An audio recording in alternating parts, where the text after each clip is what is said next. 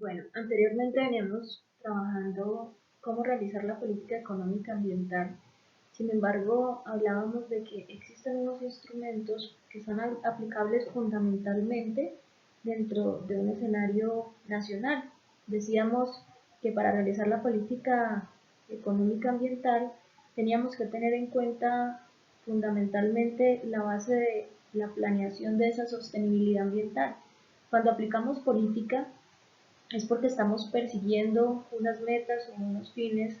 claros y que hemos partido de un aspecto positivo y que dentro de la política encontramos esa base normativa de la economía.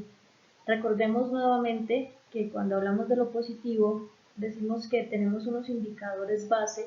sobre los cuales debemos actuar. Estos indicadores primarios, que son aquellos que yo deseo conservar, como hectáreas de bosque, calidad del agua,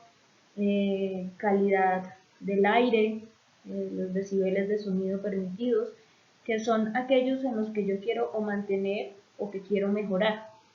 Y tenemos unos indicadores secundarios dentro de este ámbito económico que hacen referencia a aquello que está afectando a aquellos indicadores primarios. Estos indicadores secundarios bien sabemos que pueden ser emisiones, descargas, ruido, en fin, sobre los que debemos actuar y que por tanto sabemos que estos indicadores secundarios hacen parte o son el resultado de una actividad antrópica o de una actividad económica en general y que por tanto están generando una externalidad, que la manera de corregirla entonces tiene que ver con los instrumentos que podemos usar dentro del mercado y que estos instrumentos pueden ser cuatro fundamentalmente. Los más conocidos son las regulaciones o normas, los incentivos financieros, que son los impuestos o los subsidios, los mecanismos voluntarios que tienen que ver con el comportamiento de las personas y aquellas decisiones que toman, como su nombre lo indica, de forma voluntaria, independientemente de que exista un método de coerción o un beneficio por adoptarlos, mucho más allá de un tema altruista. Y encontramos también entonces el gasto público como un último mecanismo y decíamos que este mecanismo no debería usarse muy a menudo teniendo en cuenta que viola un principio fundamental que es quien contamina paga. Este mecanismo del gasto público, recordemos que se justifica cuando tenemos una muy baja elasticidad, es decir, cuando la variación de los precios para desincentivar el consumo o la producción de cierto bien no se ven, digamos que reflejados en la cantidad de consumo o de producción, entonces decimos que es necesario aplicar el gasto público. O cuando tenemos unos costos de eficiencia muy altos, una vez se haya evaluado la política. Sin embargo, a pesar de que pues, ya conocemos que de esta manera se implementa a nivel nacional, debemos tener en cuenta que la política debe ser aplicada con un ámbito mundial, principalmente porque tenemos algunos bienes públicos que son compartidos y que difícilmente podemos solucionar aquellas externalidades o fallas que existen dentro del mercado si no tomamos en cuenta pues lo que hacen los demás países en el mundo, porque si es un bien público, recordemos que un bien público pues no podemos evitar que otro lo consuma. Estamos hablando, por ejemplo, de la calidad del aire. En este caso, principalmente hablamos de la capa de ozono, que es un bien público de tipo global. Bueno, entonces, precisamente para poder hablar de economía desde el punto de vista de la política pública para la economía ambiental, encontramos que esto es un problema de equidad, ¿sí? Es un problema de equidad y tiene que ver fundamentalmente con dos puntos. Como mencionaba anteriormente, empezando de atrás hacia adelante, uno de los problemas más importantes que tenemos es que el efecto invernadero es algo que compartimos y que no importa si hacemos algo en un solo país, si los demás no están actuando en contra de esta actividad o pues a favor de mejorar este indicador secundario que nos lleva a al efecto invernadero y que por tanto requiere de una solución de forma internacional y por tanto se habla de que es necesario llevar a cabo un acuerdo internacional. Por otra parte, se habla de que en gran medida los problemas que tenemos hoy en los países pues, que nosotros vivimos, en los países menos desarrollados o los países, yo preferiría decir que tenemos más cantidad de materias primas, más cantidad de bosques y más riqueza ecosistémica, tenemos un inconveniente y es que en la medida que aumenta o crece la demanda de los países más desarrollados, de los países que tienen mayor cantidad de ingresos y que por ende compran más materias primas para llevar a cabo su producción o para satisfacer pues, sus bienes finales, nosotros más vamos a degradar nuestro ecosistema. Por tanto, la degradación que nosotros tenemos hoy, en gran parte, es una consecuencia de la actividad que se realiza en los países más desarrollados. Los economistas verdes pues dividen los países del sur y los países del norte porque, como bien es sabido, los países del norte han mostrado una mayor dinámica de crecimiento y de desarrollo que los países del sur. Incluso pasa en Europa si vemos los países nórdicos con relación a los países que están al sur en este mismo continente. Y pues lo mismo nos ocurre en el caso de América. Entonces esa es la razón por la que los economistas verdes han denominado que la degradación del sur es una consecuencia económica de los países del norte. Fundamentalmente, si ellos consumen más materias primas, llámese para elaborar una cama, para elaborar una silla, claramente significa que hay más degradación en nuestros países porque nosotros tenemos que talar los árboles que enviamos hasta estos países para que ellos puedan producir estos bienes finales. Pues teniendo en cuenta que si gran parte de lo que nosotros estamos haciendo en estos países que tenemos tanta riqueza natural, tanto capital, hablando de capital natural, en gran parte lo estamos degradando precisamente por una necesidad de demanda que tienen, o pues digamos que de uso de nuestros recursos, estos países que están más desarrollados. Entonces se plantea un interrogante fundamental y es si nosotros como países que estamos degradando nuestro ecosistema necesitamos una ayuda o un pago por parte de ellos. Normalmente hablamos de que son ayudas internacionales y hablamos de que existe una cooperación internacional en gran medida. Como se puede notar, muchas organizaciones internacionales pues, de países europeos y de, digamos que Estados Unidos en general han realizado cooperación y se llevan a cabo proyectos, principalmente en Colombia, por ejemplo, sobre la protección de páramos, de ecosistemas estratégicos, sobre el cuidado de los ríos, las nacientes, todo lo que tenga que ver con desarrollo sostenible y se enmarque dentro de estos principios. Entonces decimos que existe una cooperación y que estos países contribuyen al mejoramiento o a la mitigación. Hablamos hoy en día mucho sobre temas de cambio climático y casi todos los proyectos que se enmarquen dentro de este enfoque de cambio climático tienen de alguna manera una preferencia en temas de aplicación para obtener recursos de financiación y ejecución de estos proyectos dentro de nuestros países. Entonces, visto de esa manera, se pensaría que nos están ayudando o que cooperan. Sin embargo, si lo vemos como un tema de que son una externalidad que se genera por la necesidad que ellos tienen de recursos, podríamos precisamente decir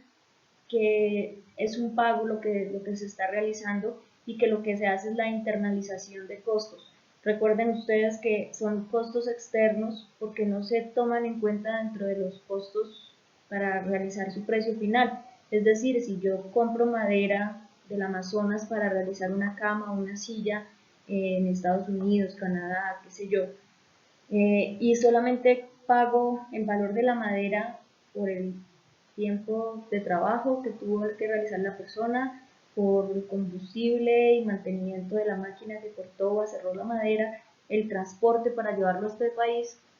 pues no estaría teniendo en cuenta todas las externalidades generadas que bien ustedes saben están asociadas, por ejemplo, a la pérdida de hábitat de muchas especies como aves que se posaban sobre estos árboles, generación de oxígeno, absorción de CO2, secuestro de carbono también, belleza paisajística, biodiversidad, muchas externalidades que se generan solo con cortar unos árboles. Entonces diríamos que como es una externalidad que no ha sido contemplada pues es bien merecido entonces que esta cooperación llegue a estos países y más que cooperación, pues que sea un pago, una internalización de los costos por esa explotación que se está realizando actualmente. Bueno, entonces, pues efectivamente, como mencioné anteriormente, si se trata de una internalización de costos, una opción podría ser entonces subir los precios desde un inicio. ¿Sí? Si no recibiéramos cooperación o pues hoy en día se reciben muchas más ayudas, por decirlo de alguna manera, que hace algunos años, pero en caso tal de que no se recibiera cooperación, una opción directa sería sencillamente elevar los precios desde el inicio. Elevar los precios implicaría entonces valorar monetariamente los beneficios que produce o que genera este bien o este capital natural y desde el inicio saber entonces cuál sería el valor de del hábitat de especies, de la absorción de CO2, del secuestro de carbono, de el hábitat pues, de todas las especies y biodiversidad que se encuentran allí, de la belleza paisajística y de esta manera entonces incluir ya en el precio final para la venta que se realice a otros países a la hora de exportar. Y en el caso pues de la ayuda, pues evidentemente se encuentra la planeación del desarrollo que como bien se sabe, hoy en día tenemos los objetivos de desarrollo sostenible y estos objetivos de desarrollo sostenible en gran parte lo que hacen es direccionar a todos los países con una misma meta y en la medida que los países tengan proyectos que se articulen a estos objetivos y que tengan una planeación en el desarrollo a nivel internacional, podrán acceder a mayor cantidad de recursos internacionales que se encuentren precisamente con el objetivo de cumplir estas metas. Entonces, esa es una forma, la planeación del desarrollo y los programas sectoriales de gran escala. Hoy en día, por ejemplo, hablamos de lo que es la energía renovable y hablamos de varios tipos de generación de energía que de hecho lo que hacen es eh, disminuir digamos que el consumo de unos recursos que anteriormente se creían inelásticos, pues como la energía, y lograr generarles elasticidad para que puedan tener más bienes sustitutos y de esta manera desestimular el consumo de ciertos, digamos que de ciertos bienes finales que tenían materias primas más, digamos, que generaban más insostenibilidad o que no tenían la sostenibilidad para poder desarrollarlas. En ese sentido encontramos, por ejemplo, la energía de paneles solares, la eólica, y empezamos a encontrar dentro del mercado otro tipo de sustitutos que lo que hacen es disminuir el consumo de los otros que eran inelásticos. Entonces, finalmente, pues también hablamos de un aspecto fundamental que es la gobernanza. Acá hablamos de que las comunidades indígenas y locales y biomasivas puedan controlar, porque finalmente pues son las más interesadas en la sostenibilidad. Pero finalmente lo que decimos hoy a nivel mundial y especialmente en nuestro país es hablar de gobernanza y es cómo se empoderan las personas que viven en ciertos territorios para lograr que los proyectos que realizan estén acordes con la sostenibilidad de su territorio, pero no solamente hablamos de sostenibilidad exclusivamente ambiental como capital natural, sino de que socialmente y económicamente sean satisfactorias para estas comunidades. Parte de las problemáticas que existen cuando se habla de que estos países tienen que tener una disminución en el uso de los recursos naturales es la condicionalidad ambiental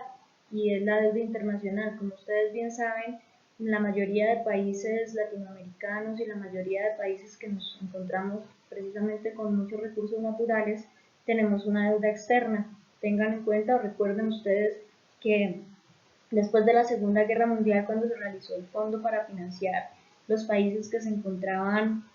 digamos que en parte de una recesión por la guerra, se financiaron muchas iniciativas o infraestructura dentro de estos países que nos generaron deuda y tenemos deuda externa aproximadamente desde la década del 40. Teniendo en cuenta esto, pues los países continuamente han venido, pues nunca hemos tenido una deuda en cero, sino que por el contrario hemos tenido un incremento en esta deuda parte de lo que nos obliga es a tener recursos naturales que apalanquen y que puedan ser capaces de financiar estos pagos que debemos realizar al exterior. Entonces, como bien se sabe, por ejemplo, Colombia a través de Ecopetrol recibe unos dividendos por explotación de recursos naturales y en general por el carbón y por todos los recursos naturales que se explotan en nuestro país, se reciben unos dividendos que son los que nos sirven para apalancar esta deuda que nosotros tenemos internacional. Por tanto, la sostenibilidad ambiental de alguna manera depende o se condiciona a esa deuda externa que tienen los países y que se ven obligados a explotar más sus recursos naturales porque es la manera como ellos pagan la deuda internacional. Parte de lo que se ha planteado es que si se llegara a perdonar esta deuda, sería posible o factible que los países dejaran de hacer una explotación de recursos y bueno, pues realmente eso es algo que genera incertidumbre y que pues no tiene ninguna certeza porque es muy probable que los países sencillamente sigan explotando sus recursos naturales independientemente de que tengan deuda o no. Bueno, pues los países tienen diversos inconvenientes, entre esos Colombia, por ejemplo, tiene aspectos asociados al acceso a las tierras y tenemos en deuda hace rato las reformas agrarias que no permiten que las comunidades locales realicen proyectos a su gusto o que tengan un tema de reconversión laboral. Finalmente, entonces, también podríamos decir que los países terminan cambiando naturaleza por pago de la deuda con estos países internacionales y que difícilmente en ese sentido se logre la conservación.